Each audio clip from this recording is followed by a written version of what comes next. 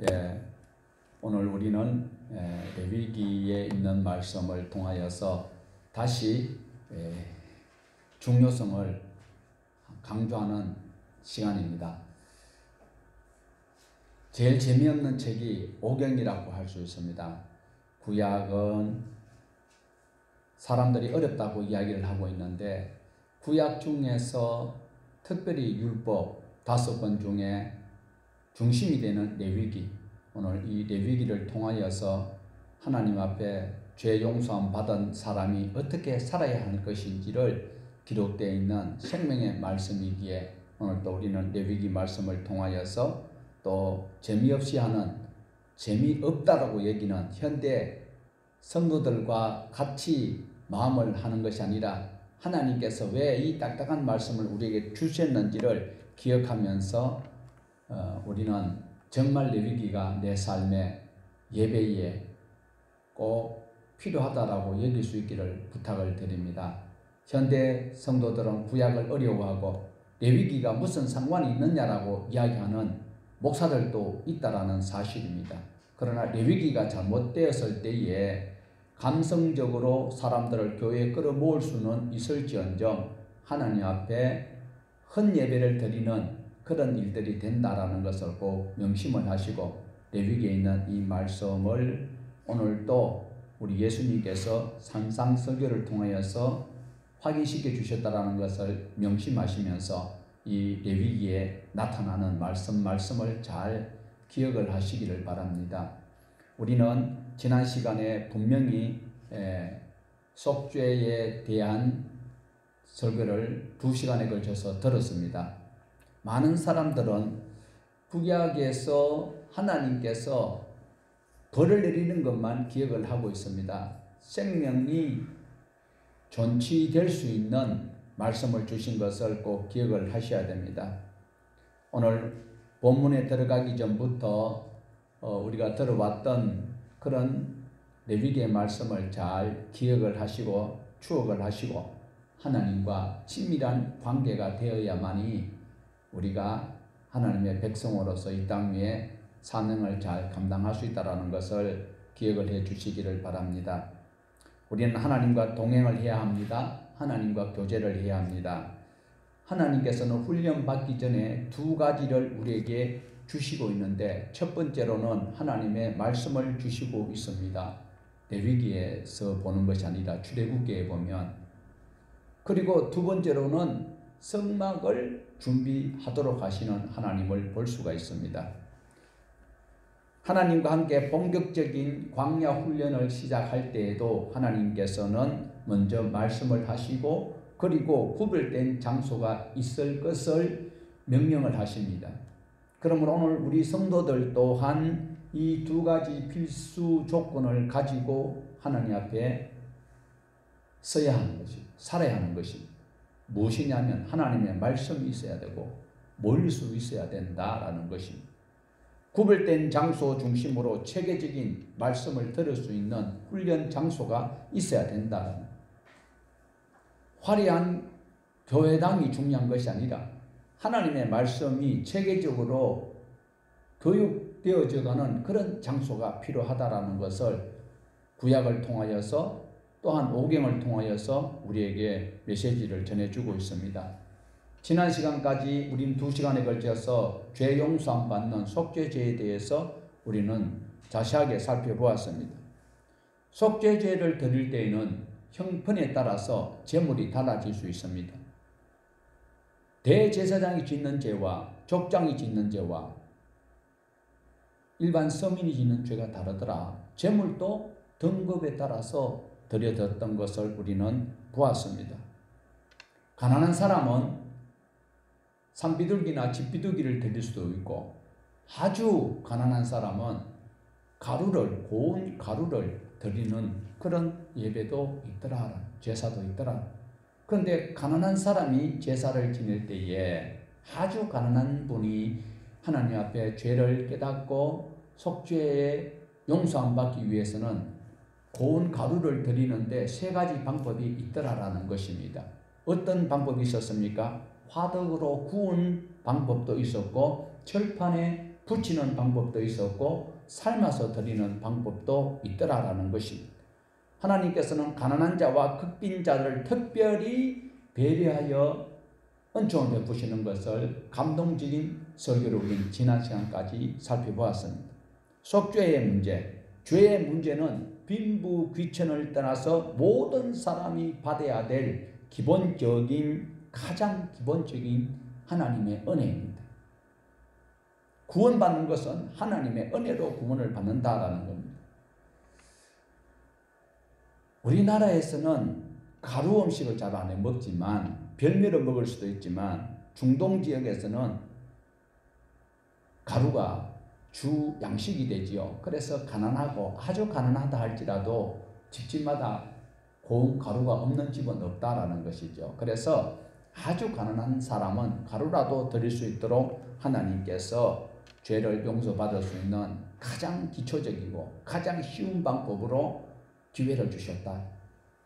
오늘날도 수고하고 무거운 짐진 자들이 자기 대당종, 쫄뱅동, 온갖 더불어 무슨 당, 국민이 어쩌고 저쩌고 하지만 예수 믿고 예수님이 가르치는 대로 살면 십자가가 가벼워지고 멍해도 쉬워질 수 있다라는 것을 사람들은 잘 모르고 있어요.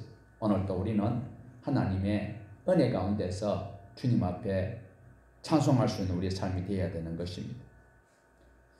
죄의 문제를 해결하는 것은 구약이나 신약이나 구약에서는 짐승의 피로, 신약에서는 예수님의 피로, 구약에서는 한시적인 용서함을 받지만 신약에서는 예수 그리스도 피로 영원한 속죄죄를 드릴 수가 있었던 것을 하나님 앞에 감사하시기를 바랍니다. 오늘 우리가 화목제에 대해서 살펴볼 것인데 화목제를 우리가 이제 살피는 것은 원래는 1장, 2장 속죄제였습니다.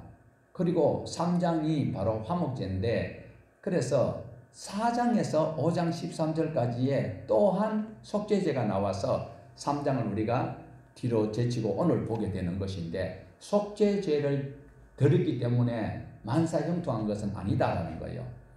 속죄제를 드리고 난 다음에 반드시 화목제를 드려야 되는 거예요. 이게 굉장히 중요한 것입니다. 많은 사람들은 예수 이름으로 제사함 받았으면 그만인가요? 아니잖아요.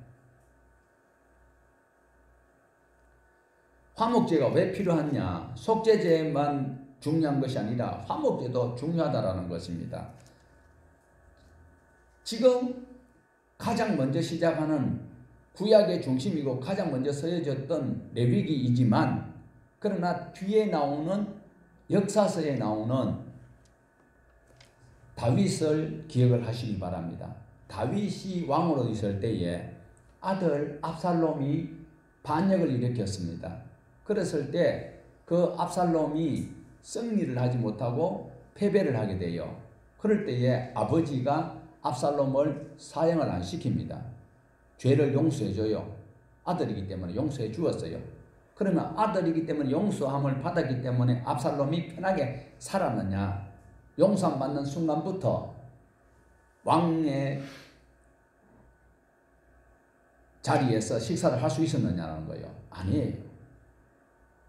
다윗이 압살롬을 살려는 두었지만 꼴도 보기 싫다고 그 왕궁에 근처도 못 오겠어요. 수년간 못 오겠습니다.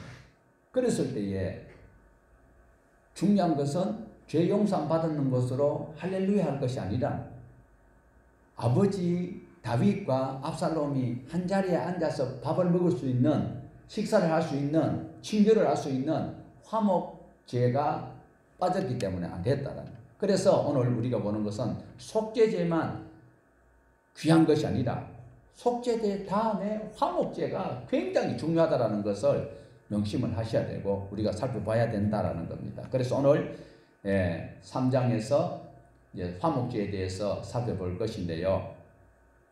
하나님께 죄 용서함 받았다고 화목제까지 해결된 것은 아니다라는 걸 기억을 해야 돼요. 오늘 우리는 무조건 예수 믿으면 끝나는 것으로 여기고 있어요. 이게 제대로 된 교육이 안 되기 때문에 성도들이 오만방자하다라는 거예요. 분명히 속죄제 때문에 속죄함 받았기 때문에 화목까지 이루어졌다라고 여기면 안 된다라는 거예요. 자, 1절에서 5절 제가 봉독을 했습니다. 다시 한번 여러분 귀를 기울여 한번 들어보세요. 사람이 만일 화목제의 제물을 예물로 드리되 줄치세요. 소로 드리려면 수컷이나 암컷이나 흠없는 것으로 여호와 앞에 드릴지니. 자, 화목제의 특징은요, 속죄제와 다르다라는 겁니다. 분명히 속죄제는 제물이 수컷이어야 됐습니다. 그런데 여기서는 수컷이나 암컷이나 상관이 없다라는 거예요. 왜 다를까요? 2절에 보면 그 예물의 머리에 안수하고. 오늘날 교회들이요, 담임 목사가 짐승의 머리에 안수하고 제물도 직접 잡아주고 그리고 머리와 기름도 다 빼주고 번제단에도 불을 태워주고 이라는 것은 성도 입장에서는 굉장히 좋을 것입니다. 한국 교회는 다 그렇게 하고 있습니다. 성도 중심으로 서비스를 베푸면서 성도들을 어린아이 신앙으로 키웠기 때문에 우리 교회들이 성숙하지 못하고 있다. 한마디로 말씀드리면 성경적이지 못한 예배를 드리고 있다는 겁니다.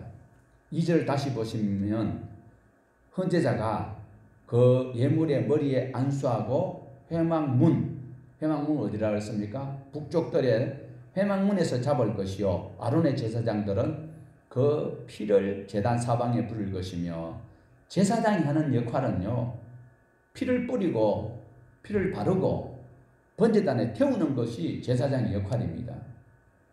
헌제자가 머리에 안수를 하고 죽이고 가죽을 벗기고 각을 뜨고 하는 것은 성도들 여러분이 해야 되는 몫이라는 거예요.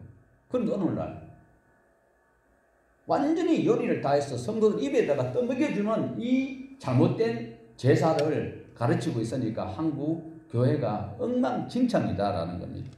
3절에 헌제자는 또 그 화목 제물 중에서 여호와께 화제를 드릴지니 곧 내장에 덮인 기름과 내장에 붙은 모든 기름과 두 콩팥과 그 위에 기름 곧 허리 쪽에 있는 것과 간에 덮인 거풀을 콩팥과 함께 떼어낼 것이요. 누가 떼어냅니까? 헌제자가 자기 손에 피와 기름을 묻히면서 자기가 다 떼어내야 되는데 여러분 지금 앉아서 뭘 하고 있습니까? 복만 챙겨가려고 하는 거 아닌가요? 5절입니다. 아론의 자손은 그것을 제단 위에 불 위에 있는 나무 위에 번제물 위에서 살을 지니. 제사장은요 살을 정도입니다.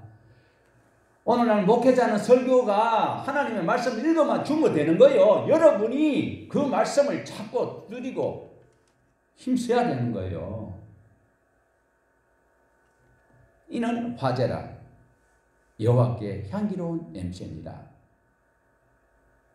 결론은요, 화목제는 나눔의 향기입니다.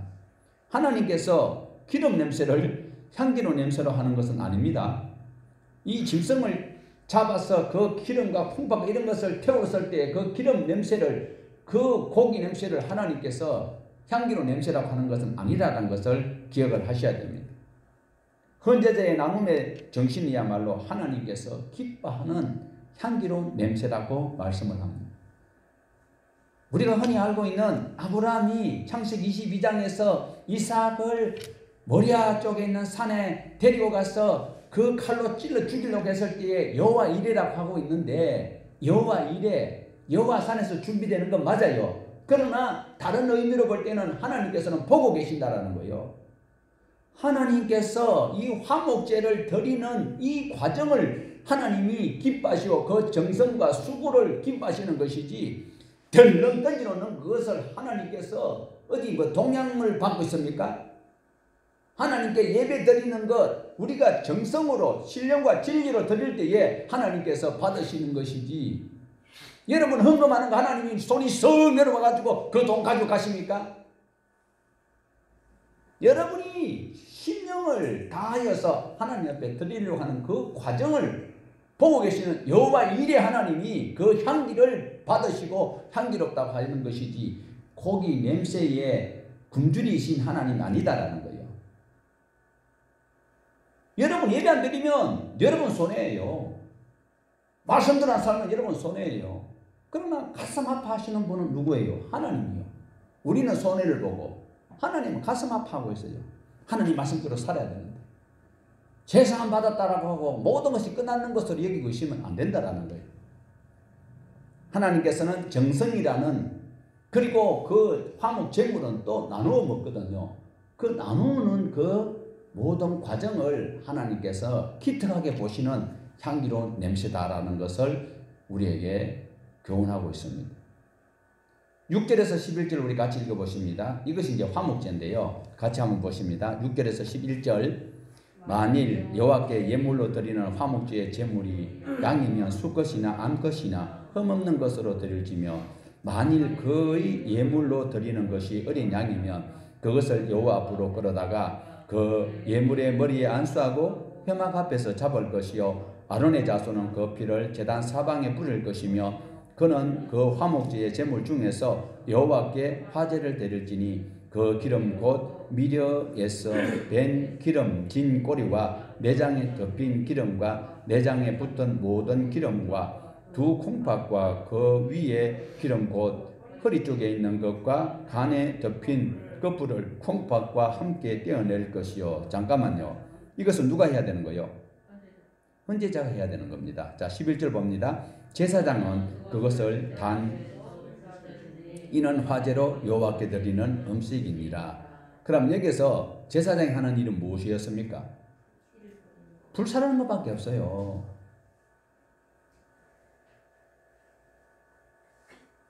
그런데 오늘날 우리는 너무 사랑이 많다고 하는데 잘못된 사랑은 결과가 비참하다는 것을 볼 수가 있어요. 자, 여기에서 이제 양의 화목제를 우리가 봤습니다. 이제 염소의 화목제가 나오는데 12절에서 16절입니다. 염소의 화목제는 어떤지 한번 보실까요? 만일 그의 예물이 염소이면 그것을 여호와 앞으로 끌어다가 그것의 머리에 안수하고 회막 앞에서 잡을 것이요 아론의 자손은 그 피를 제단 사방에 뿌릴 것이며 그는 그 중에서 예물을 가져다가 여호와께 화제를 드릴지니 곧 내장에 덮인 기름과 내장에 붙은 모든 기름과 두 콩팥과 그의 기름 곧 허리 쪽에 있는 것과 간에 덮인 끝부를 콩팥과 함께 떼어낼 것이요 제사장은 그것을 제단 위에 불사를지니 이는 화제로 드리는 음식이요 향기로운 냄새라. 모든 기름은 여호와의 것이니라. 하나님이 기름에 어쩔 줄 몰라 하시는 분은 아니다라는 걸 아셨죠? 예. 자, 제사장은 헌제자가 이렇게 전부 다 준비해 놓은 것을 하나님한테 봉헌하는 것밖에 없다라는 거예요. 그런데 이렇게 자세하게 말씀을 쪼개는 목사를 좋아해요, 안 해요? 그런 목사, 유명한 목사, 훌륭한 목사, 여러분 입으로 이야기했어요, 안 했어요?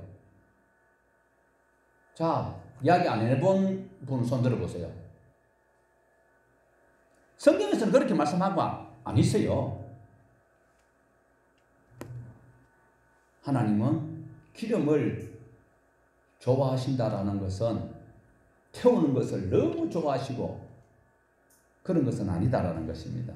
17절에 보면 제물의 기름과 피, 식용을 금지해야 되는 말씀을 하고 있습니다. 이 말씀 때문에 식용을 금지하기 위해서 여호와의 것이다 라고 말씀하고 있는데 우리는 피와 기름을 가까이 해서는 안 되는데 기름이 더 맛있대요. 맛이 있어요. 순살은 터벅터벅한데 기름이 끼면 마블링이 끼면 기가 막히죠. 자, 우리 17절 한번 볼까요?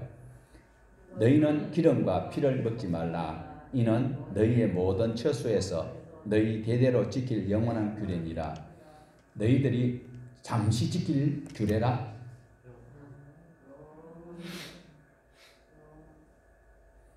짐짓 짓는 죄는 용서를 받는다 못 받는다? 짐짓 죄를 짓는 죄는 용서를 받는다 못 받는다? 속죄죄를 드릴 기회를 하나님은 주셨어요. 주도. 그런데 오늘날 여사로 주도 범하잖아요.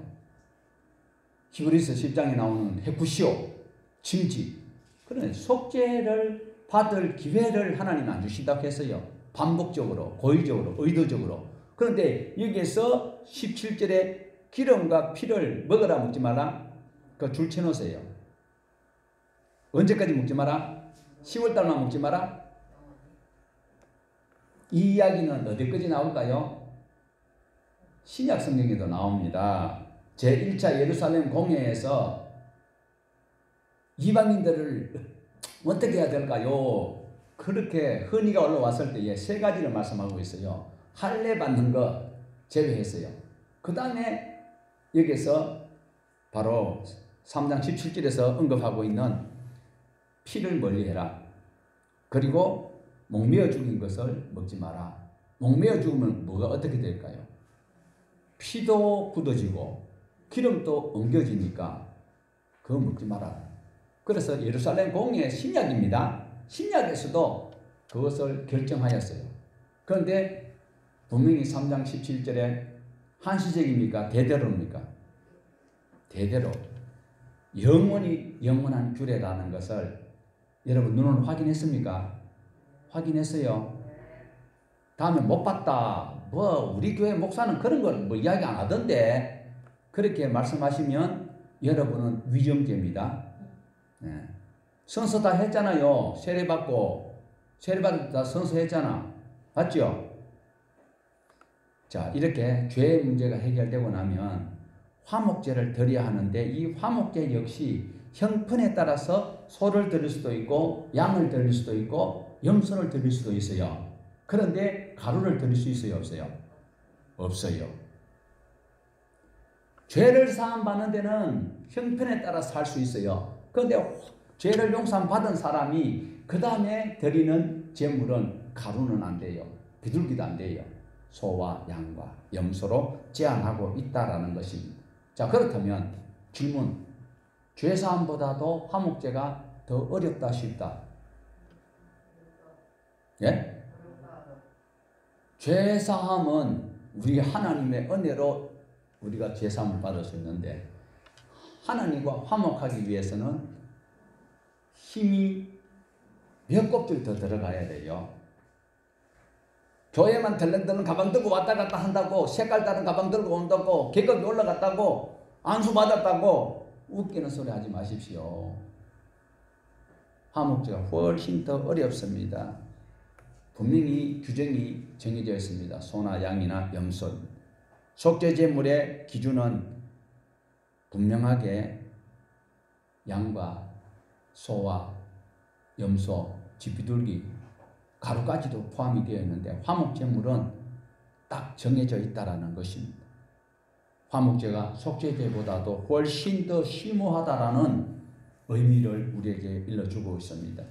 하나님과의 더 성숙된 관계로 나아가기 위해서는 우리가 노력을 해야 됩니다.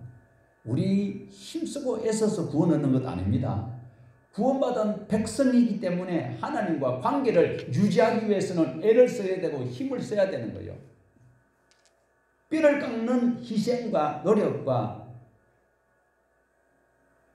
시간을 투자해야 화목제가 성립이 된다는 것을 우리에게 교훈을 하고 있습니다. 희생은 사랑하기 때문에 희생을 할 수 있습니다. 하나님은 우리를 사랑하셔서 어떻게 했습니까? 아까 찬송가 304장에 독생자를 희생을 시켰어요. 가장 아끼는 독생자를 희생제물로 삼으시고 화목제물로 삼으셨다는 거예요. 자, 권사님들, 여자분들은 자녀를 다 출산해봤지요. 엉애엉애 하는 그거 밤에 잘 때 얼마나 성가셔요. 그거 젖을 줄 때에 괘씸한 거 이거 먹어 쭉 뻗어버려라 그러면서 줘요. 아니면은 사랑하기 때문에 그렇게 힘들어도 고단해도 아기에게 젖을 빨립니까? 사랑하기 때문에 그런 거예요. 그 희생이 사랑하기 때문에 희생을 할 수 있는 거예요. 화목제물은 하나님과 가까이 하기 위해서는 내가 하나님 말씀을 정말 부여잡고 그 말씀대로 살려고 노력할 때에 하나님과 화목하게 된다. 교회만 왔다 갔다 하는 연수 오래됐다고 뭐 교회에서 뭐 어쩌게 선거운동 잘해가지고 뭐 피택됐다고 천국 가는 것은 아니다라는 것입니다. 죄의 문제에 있어서는 하나님의 은혜로 받을 수 있지만 사랑의 문제에 대해서는 끝까지 힘을 써야 되는 것이 있습니다. 자, 우리 화면 한번 보십시다. 베드로후서 1장 4절에서 8절의 말씀을 우리 같이 한번 보십시다. 시작. 이로써 보배롭고 지극히 큰 약속을 우리에게 주사 이 약속으로 말미암아 너희가 정욕 때문에 세상에 썩어질 것을 피하여 신성한 성품에 참여하는 자가 되려 하셨느니라. 그러므로 너희가 더욱 힘써 너희 믿음의 덕의 지식을 인내의 형제 우애의 사랑을 더하라. 이런 것이 너희에게 있어 흡족한즉 너희로 우리 주 예수 그리스도 알기에 게으르지 않고 열매 없는 자가. 자, 여기서 아주 중요한 말씀을 하고 있지요. 신의 성품에 참여하기 위해서는 5절에 보면 더욱 힘을 써. 그러니까 믿음에 머물러 있으면 안 돼요. 오직 믿음하는 분들 있지요. 오직 예수, 오직 믿음. 틀린 말은 아닌데 맞는 말은 아니에요. 완전 100% 퍼펙트한 말씀은 아니다는 거예요. 믿음에 머물러 있으면 안 되고 도덕과 윤리를 더해라는 것을 우리에게 교훈하고 있습니다. 도덕과 윤리가 어느 정도 회복되고 나면 덕을 쌓고 덕에 뭘 하라고? 지식을 다하라는 거예요. 지식은 어떤 지식입니까? 투자하는 거, 누구 잘 사귀는 거 아니에요. 하나님의 도를 아는 지식을 다하라는 것이죠. 하나님을 아는 옳은 지식을 가진 자가 되어야 되는데 옳은 지식을 가진 자는 어떻게 해야 돼요? 안다고 함부로 납을 막 부르제끼는 것이 아니고 절제를 해야 되는 거예요. 절제를. 예. 그 다음에 지식의 절제를, 절제의 인내를, 인내의 경건에 더가면 형제를 우애하는. 그래 형제 우애하는 것이 어렵지요. 형제를 사랑하는 것이 참 어려운 것입니다. 그래서 우리가 나가야 될 것은 형제 우애입니다. 하나님께서 위로는 하나님을 사랑하고 그 다음에 두 번째 강령이 뭐예요? 내 이웃을 이것이 중요하다라는 것입니다. 자, 이제 9절에서 10절을 보시겠습니다. 이런 것이 없는 자는, 자, 화면에서 다 시작. 이런 것이 없는 자는 맹인이라 멀리 보지 못하고 그의 옛죄가 깨끗하게 된 것을 잊었느니라. 그러므로 형제들아 더욱 힘써 너희 부르심과 택하심을 굳게 하라. 너희가 이것을 행한 적 언제든지 실족하지 아니하리라. 자, 실족하지 않기 위해서는 어떻게 해야 될까요? 바로 믿음의 덕의 지식을, 지식의 절제를, 절제의 인내를, 인내의 경건을, 경건의 형제 우애에 뭐하라. 이렇게 하다 보면 시험 될 시간이 없다라는 거예요. 이렇게 하다 보면 실족할 시간이 없다. 하나님 말씀을 떠날 시간이 없다라는 것을 우리에게 말씀을 하고 있습니다. 정말 가장 중요한 것은요, 하나님의 말씀인 진리가 공유되는 배우자를 만나는 거예요. 안 믿는 사람 전도해가지고 내가 같이 신앙생활 하겠다. 힘들어요. 지 신앙 유지하기도 어려운데, 그래서 가장 하나님의 말씀을 공유할 수 있는 배우자를 만나야 되고, 그리고 그런 배우자를 만났으면 딱 하나만 낳고 말겠다가 아니고 자녀를 많이 번성해야 되고 경건한 습관을 해야 되고 하나님의 그 말씀을 따라서 사랑하는 그런 자손을 키우는 그것이 얼마나 바쁜지, 그렇게 하다 보면 실족할 겨를이 없다라는 것을 말씀을 하고 있습니다. 자, 우리 11절 한번 같이 읽어보십니다. 이같이 하면 우리 주 곧 구주 예수 그리스도의 영원한 나라에 들어감을. 그런데 우리는 뭐 예수만 믿으면 된대요. 뭐 저지는 안 하고 회개만 하면 된대요. 과연 그럴까요? 오늘 강조하고 싶은 것은 더욱 힘써야 되는 거예요. 화목제 드리는 것도 힘들어요. 그런데 더욱 힘을 써야 된다라는 것을 우리에게 보여주고 있습니다. 하나님과의 성숙한 관계는 반드시 대가가 필요합니다. 구원 얻는 것은 하나님 은혜예요. 하나님과 관계가 성숙되기 위해서는 하나님과의 그 관계를 개선하기 위해서는 대가가 필요하다. 뼈를 깎는 희생과 노력이 있을 때에 하나님과 더 깊은 관계 속으로 나아갈 수 있다. 이것이 바로 화목제의 바로 우리에게 주시는 주요 메시지입니다. 그쪽만 자꾸 붙여보시면 어떡하는데? 이제 그만 비춰도 되는데.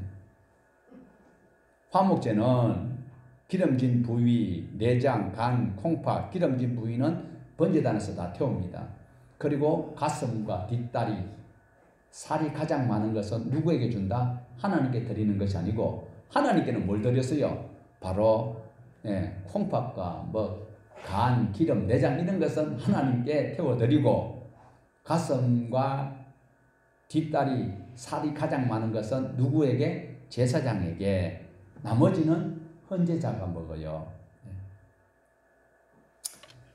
자, 헌제자가 먹을 수 있는 제물인데 혼자서 다 못 먹게 되면요.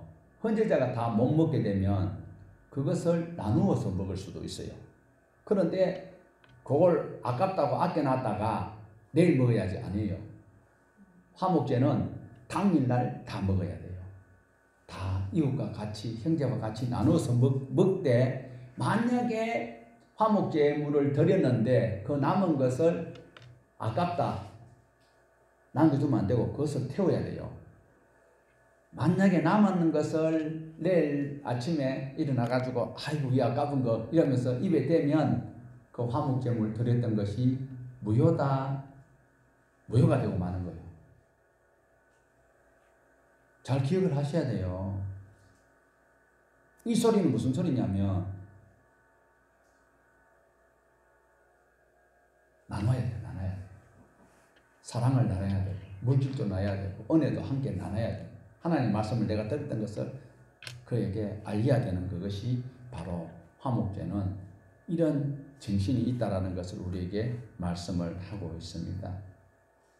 중요한 것은 분명하게 화목제물은 소, 양, 염소. 그런데 속죄제는요 암수 구분이 있었어요. 그런데 화목제물은 암컷 오케이, 수컷 오케이. 그 대신 집비둘기, 산비둘기 가루는 안 되고 이 짐승을 암컷, 수컷 구분 없이 잡아서 기름과 이런 모든 것들은 태워서 번제단에 태워서 하나님께 드리고 얼마나 하나님 좋아요. 해로운 것은 하나님이 다 가져가시고 그 다음에 수고에 있는 제사장은 맛없는 터벅살 그것만 먹으래. 그리고 나머지는 같이 나누어서 먹을 수 있도록 하나님께서 배려를 하고 계십니다. 이러한 제사법을 하나님께서 우리에게 주셨는데 화목제사의 관심은 하나님께서 어디에 있었을까? 바로 하나님을 사랑하는 자들이 용서함 받은 자들이 형제 자매와 이웃과 사이좋게 지내야 된다라는 것을 우리에게 보여주고 있어요. 그래서 이 화목제가 남다르다라는 거예요. 정말 우리가 304장 아까 찬송을 드렸지만 그 자세히 가사를 생각하면서 정말 찬송을 부르면 하나님의 사랑을 느낄 수 있어요. 그 크신 하나님의 그 사랑.